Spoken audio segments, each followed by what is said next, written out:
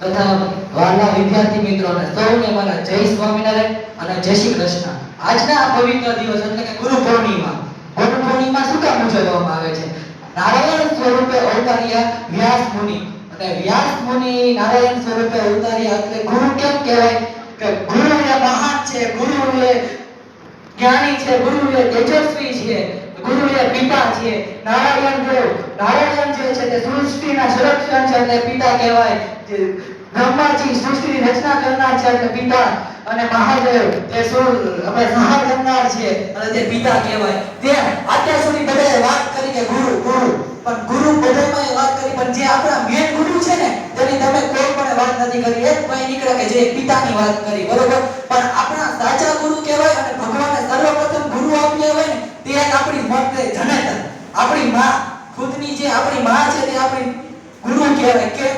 કે પોતે માં જ્યારે ગર્ભની અંદર જ્યારે એક એનો બાળક રહે છે ત્યારથી જ તેની એક આશા હોય છે કે મારો દીકરો જ્યારે પૃથ્વી ઉપર આવે, જ્યારે સમાજની અંદર આવે, ત્યારે તેના અંદર સારા સંસ્કાર આવે અને તેની કમળની જેમ ખીલી ઉઠે અને તેને સોનાની જેટલી કિંમત થાય. એક સોનાનું લ્યો અને એક માટલાનો ઘોડો લ્યો. હવે બેનો સરખો જ ઘાટ છે માટલા જેવો, બરોબર, પણ સોનાના નાના નાના ટુકડા કરશો અને માટલાના નાના નાના ટુકડા કરશો, પણ સોનાના તે ટુકડા કરીને બજારમાં વેચવા જશો તો એની કિંમત આવશે, પણ માટલાનો તમે વેચવા જશો તો એની કિંમત નહીં આવે.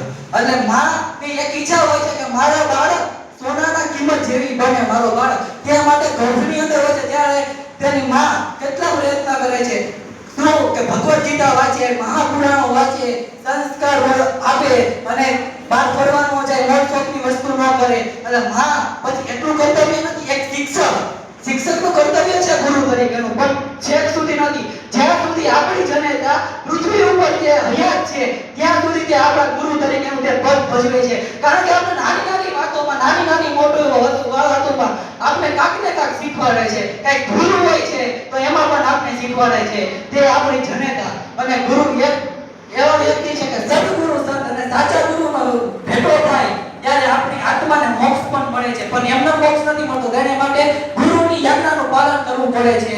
અને ગુરુને બરોબર આજથી વર્ષો પહેલા ગુરુઓના આશ્રમમાં જે 25 વર્ષ સુધીનો અભ્યાસ કરવામાં આવતો અને ગુરુનો આદર માન કરવામાં આવતું. અને હાલની જનરેશનમાં શું થાય છે? ગુરુઓનું સહેજ પણ માન નથી. ગુરુનું માન કેટલું ક્લાસ પૂરતું હોય, ક્લાસમાં આવે, સ્ટડી કરાવે, એટલે પાછળથી એક બે કોમેન્ટ તો મારે અને ગુરુઓના નામ પડ્યા હોય, એકનું નામ આ, એકનું નામ આ. એવું આટરમાં હાલની જનરેશન પ્રમાણે છે. હસવા જેવી વાત નથી, પણ આ બેઠા છે બધાને ખબર જ છે. એટલે આ ગુરુનું મહત્વ હાલના સમયમાં કઈ રહ્યું નથી. પહેલાના જમાનામાં ગુરુઓનું તો એટલું માન હતું કે તેમના ગુરુ પૂર્ણિમા હોય એટલે તેમને વંદન કરે. અને આપણા સદગુરુ સંત એવા પ્રમુખ સ્વામી મહારાજ પણ એક મારા ગુરુ છે. પ્રમુખ સ્વામી મહારાજ પણ શીખવી ગયા બીજાના ભલામાં આપણું ભલું, બીજાના સુખમાં આપણું સુખ. અને ગુરુઓની આજ્ઞાનું પાલન કરવું ખૂબ મહત્વપૂર્ણ છે. અને બધાય અલગ અલગ જ્ઞાન આપે. બધા કોઈ સંગીતના ગુરુ હોય તો કોઈ વક્તૃત્વના ગુરુ હોય, બધા અલગ અલગ પ્રકારના ગુરુ મળે. પણ આજના સમયમાં મને ગુરુ જેવું કાંઈ નથી. પણ આજની જનરેશન ગુરુનો પણ વાત નથી અને આજની જનરેશનનો વાત નથી. માત્ર ફોન. એવું નથી કે ફોનમાંથી તમને ઇન્ટરનેટમાંથી કંઈક શીખવા મળે. એ વાત સતત ખોટી છે કે તમને ઇન્ટરનેટમાંથી શીખવા મળે. તો ઇન્ટરનેટ તમને શીખવા મળતું હોય ને તો આની અંદર આપણે જે શિક્ષકો આપણે ભણાવવા માટે આવે છે ને તો તેની જરૂરત બહુ પડે.